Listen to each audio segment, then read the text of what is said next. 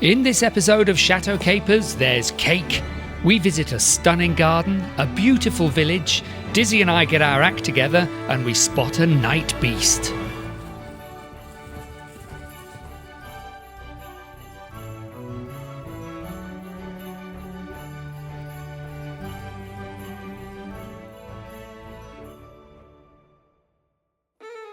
Another week, another shift in temperature. We'd enjoyed some normal temperatures for most of last week, low 20s or 70s if we're talking Fahrenheit. It wasn't conducive to a warm swimming pool, but we were able to work outdoors during the day. Well, some of us worked. This week, the next heat wave has arrived and will be with us well into next week. It's going to be hot and sticky. Our dog walks need to be earlier in the day. The river level has already dropped noticeably as the farmers use the water to spray their crops. Hello, Bunty. How are you doing, little pig? What about your poor little wound? There we go. It's a bit of a funny shape. It's just a scab now. All healed up.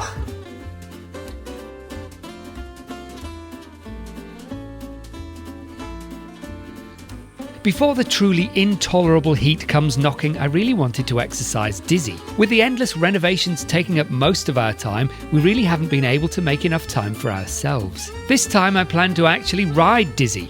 Before that could happen though, Jane needed to trim his front hooves. She's a trained hoof shaper. I don't know the proper name for that. She's not a farrier though, farrier adjacent. Anyway, Dizzy's hooves were trimmed and shaped. He was given a lollipop for being a good boy, and then a little time later we saddled up. In an earlier video, I lunged Dizzy for the first time. By that I mean I have never lunged a horse before. So this time I wanted to start it off. Jane normally handles the lunging as she's been doing it for 20 years or so. I was rubbish. I know Dizzy likes me, but he was just following me, so Jane took over. I think I know what I was doing wrong. I wasn't wafting the end of the lunge line towards his rear end. We don't use any sort of riding crop or whip, but a quick waft of the rope and he was off.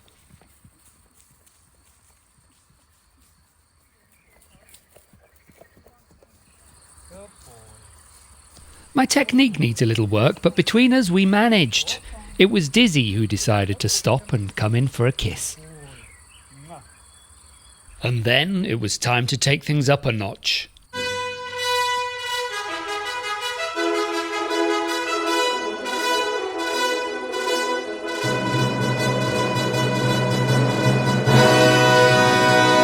Here we go.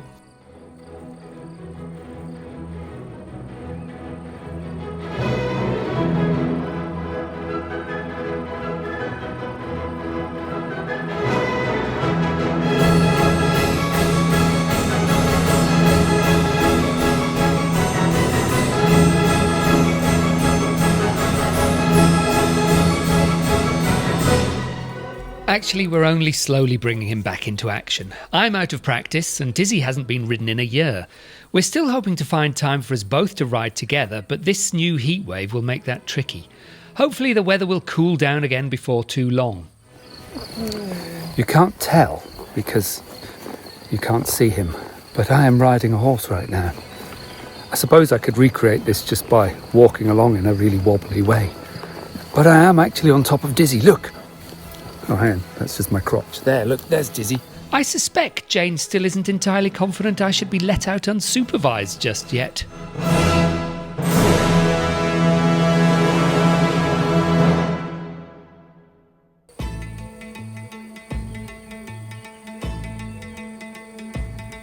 In a week's time, we have the pleasure of Chateau DIY coming to film us. The problem is that we are in no way ready for them.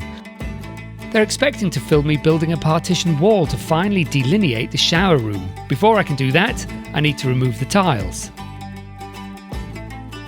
I hate these tiles. A more tedious and time-consuming task I am yet to find. It's exhausting, dusty, and never-ending.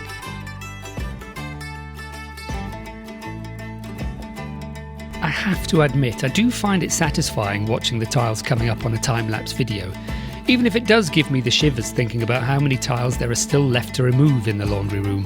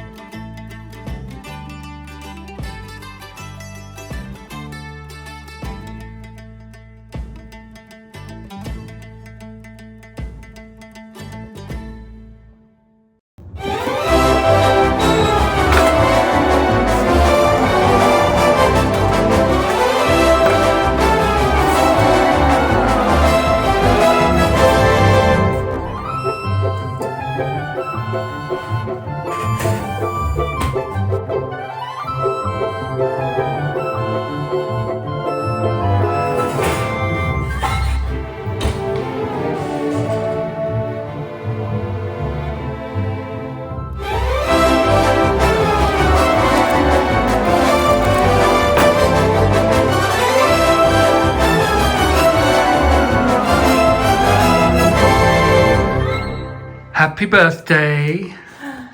Thank you. Gonna cut your cakes. This is mine, and that is also mine. One of them looks posher than the other. We don't know which one will be the tastiest, but we certainly know which one is the prettiest.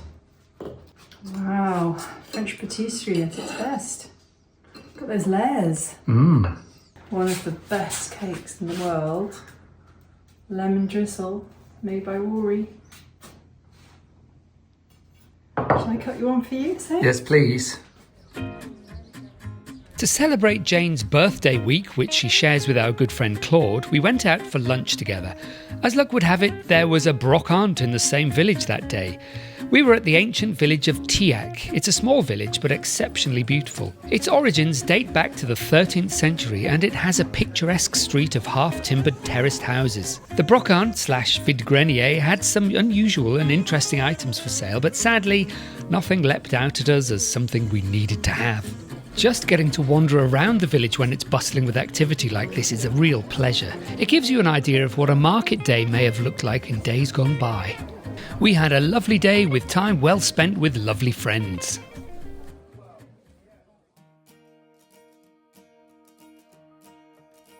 Chateau DIY want to see progress. In an ideal world, they will get a beginning, middle and end.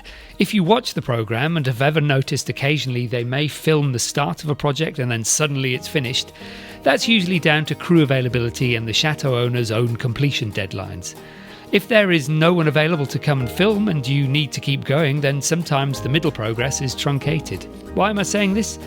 Because I want to make a little more progress on the tiled floor so that when they come, it will be significantly different from the last time they filmed the floor, but in no way near completion. When they filmed our swimming pool build, they were only available twice near the start of the build. They missed out the truly hard work in the middle, and then filmed the finishing touches. It's not a criticism, but simply the way the scheduling worked. We had to finish on time and couldn't slow the build to accommodate crew schedules. But back to the shower room. I also can't build a partition wall until I've finished the new doorway into the shower room. This has shone a light on what could be the trickiest part of the renovation: the electrics. This conduit holds wires for a socket and the shower room light. They appear to travel under the floor, up the external wall, internally of course, and then along the partition wall and up into the ceiling. A convoluted path in my opinion, not least because it's in my way. I needed to be extremely careful cutting the wall with a big angle grinder, as one tiny slip could cut through the electrical cables. More electrical repairs will have to be made. At least I could vent my frustration on the wall.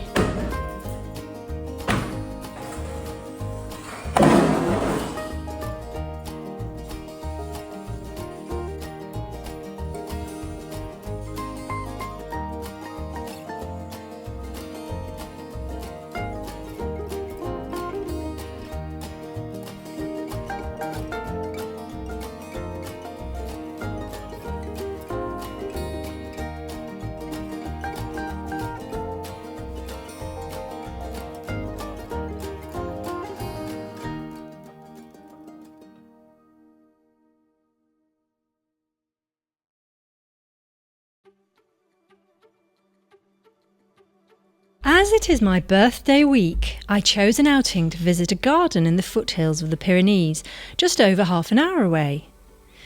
The garden has been created from scratch over the last 35 years by a German couple who fell in love with the area. It is a magical place full of themed garden rooms and areas, with meandering paths and all softly screened so that it feels like a real adventure to explore, with new vistas around every corner. The fountain was irresistible, and we were already wondering how we could create something similar.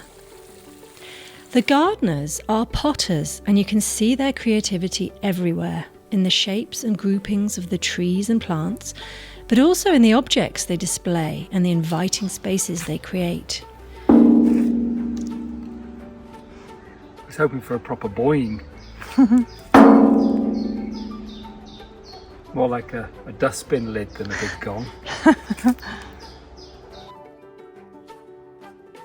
I was drawn to some particular favourite plants of mine that I'd had in my gardens in Suffolk, like this Jerusalem sage.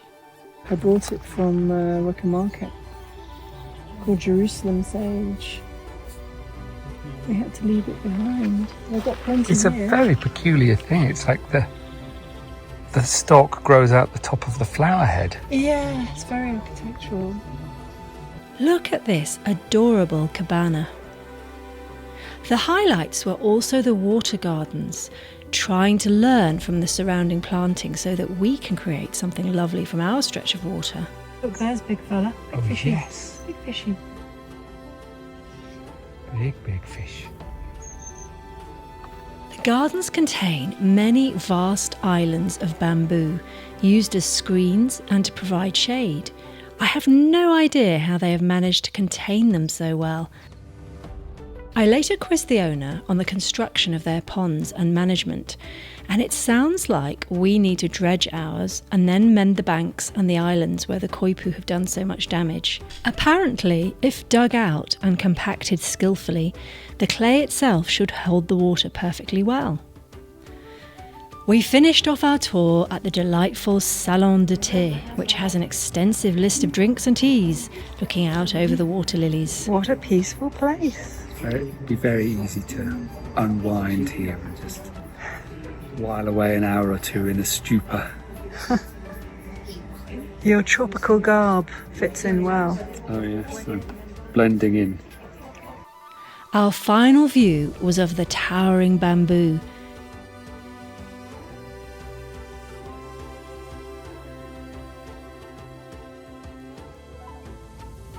No doubt some of which were used to make this fencing. This visit has rekindled my enthusiasm for working in the garden, knowing how beautiful it could one day become.